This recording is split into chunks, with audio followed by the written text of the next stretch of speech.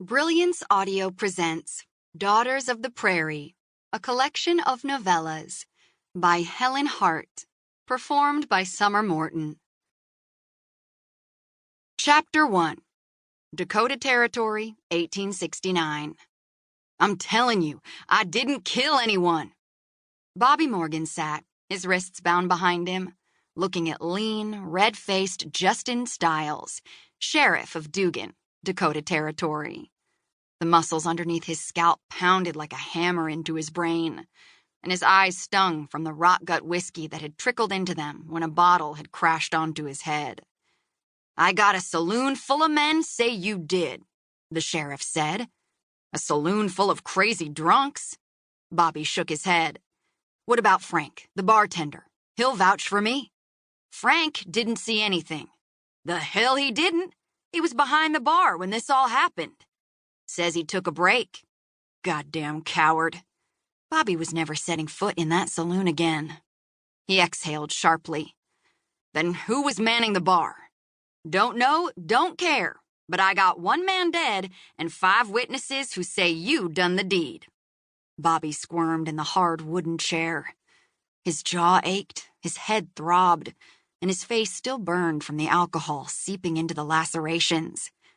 He let out a sarcastic chuckle. After losing stage robber Jack Daly's trail, he'd stopped in Dugan for a drink. Worst decision he ever made. At least he'd finally gotten some sleep. Of course, he hadn't expected to wake up on the dirt floor of a jail cell. I'll say it again. He attacked me. And when I heard his pistol cock, I shot him in the foot, through his boot, just enough to take him down so I could get the hell out. That's it. He sighed. The coarse rope bit his wrists. "These men just like to get rowdy," Stiles said. "I ain't never had a one of 'em in my jail for anything other than drunk and disorderly conduct." "Really?" Bobby's tone was sardonic as he cocked his head to indicate the dozing drunks in the cell. "So none of them are in here for shooting anyone?" "Nope. That'd be you, Mr. Morgan."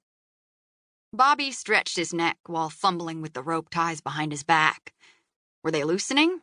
Yup. The good folks of Dugan had elected a sheriff who couldn't tie a decent knot. He kept his facial expression non-committal, and without moving his head, scanned his surroundings. He'd need the sheriff's gun, but it was holstered at his waist. Problematic. A blade would do, or something that could masquerade as one. Most likely the sheriff lived in the back room. There'd be a knife in there somewhere.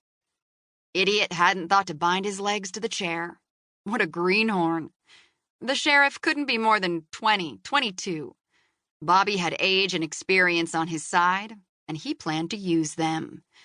But first, he needed a diversion. The other prisoners were out cold, so he couldn't depend on them.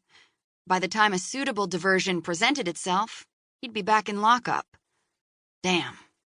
He closed his eyes, and despite his thumping head, willed his mind to churn.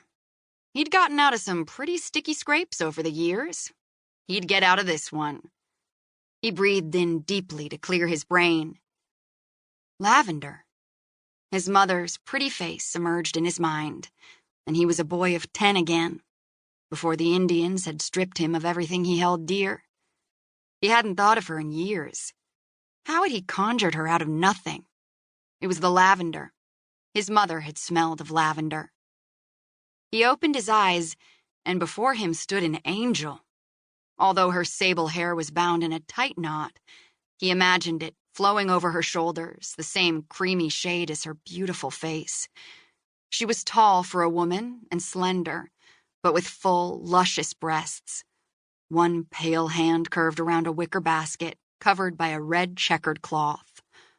"Miss Blackburn." The sheriff's face turned a deeper red.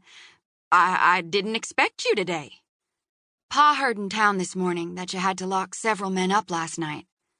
Her voice was smooth and just a little husky. Bobby curled his lips slightly upward.